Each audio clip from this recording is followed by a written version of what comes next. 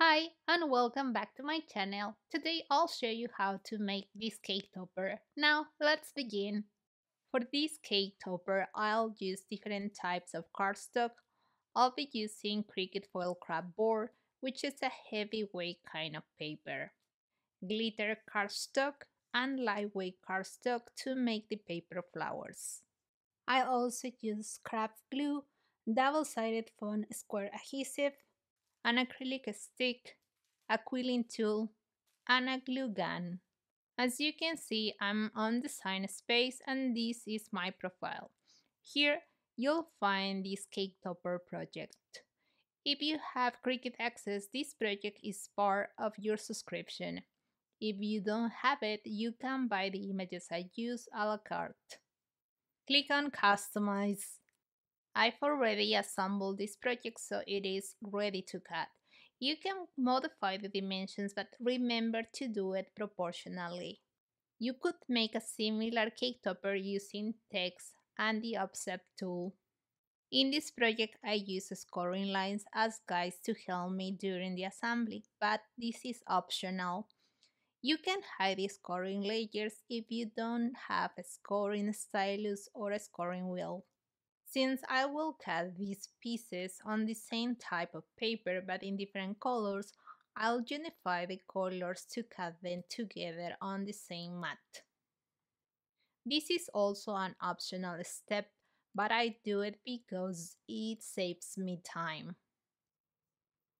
Click on Make, select on Mat. As you can see, it shows me 4 cuts. Using the pre-visualization window, I'll move the pieces where I want them to be cut. Then, I will place the pieces of cardstock, the same material but different colors, using the position in the mat as a reference. I will rearrange the pieces in mat 2 and 3 so they fit in just one mat. I'll move this piece to the second mat. I'll rearrange the pieces so they are cut in the area that I want. And this will be the last cut. Click on continue. Now you will see only 3 cuts. I'll start with the paper flowers. For this I use lightweight cardstock. You can see that I place the pieces of cardstock using the pre-visualization window as a reference. I fast forwarded this part of the video. The process of cutting these pieces took 3 minutes and a half. For the second cut, I'll use foil craft board. If you are using a Cricut from the Explore series, I recommend using the deep cut blade or adding more pressure. If you have a Cricut from the Maker family, you can use the scoring wheel or the scoring stylus, but I prefer to use the scoring stylus for this type of project. It will save me time. I fast forwarded this part of the video. The process of scoring and cutting these pieces took about 5 minutes and 10 seconds. For the last cut, I'll use glitter cardstock. If you are using a Cricut from the Explore series, I recommend using the deep cut blade or adding more pressure. Here is a pro tip. I have a blade dedicated only to glitter cardstock, and if you have the means, I recommend doing the same. I fast forwarded this part of the video. The process of cutting this piece took 4 minutes. If you only have one blade, I recommend to clean it every time you use glitter cardstock. Clean the blade and also the base of the housing.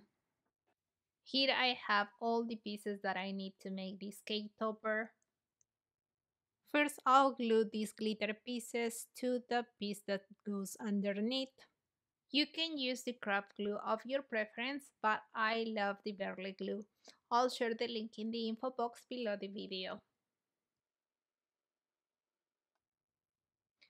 This is the base piece and it has the scoring lines that will help me know where to place the foam square pieces. These square adhesive are the best to give the cake topper some dimension. Now place the top piece. You can use the scoring lines as guides. roll the paper flowers. I recommend using a quilling tool which make things easier. You can find the link to it in my Amazon storefront. Add a dot of hot glue to keep it from unrolling. Fold and glue the leaves to the cake topper.